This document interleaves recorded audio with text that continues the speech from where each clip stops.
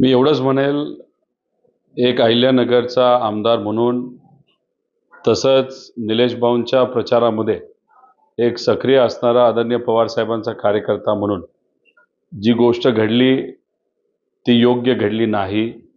निलेश भाऊंनी सुद्धा या बाबतीत माफी मागितलेली आहे. त्यांना माहीत नव्हतं. त्यामुळे कार्यकर्त्यांना विनंती आहे की कुठल्याही नेत्याला कोणाच्याही घरी जात असताना थोडासा विचार करावा, का त्यांना लोक फॉलो करत असतात, वेगळा संदेश जाईल.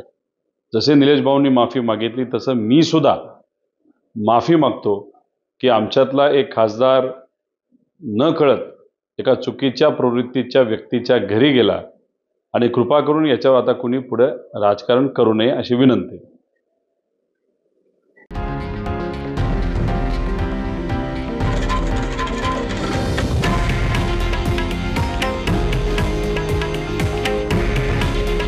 हे आहे देशातील नंबर 1 न्यूज नेटवर्क आणि आपण पाहत आहात TV9 मराठी.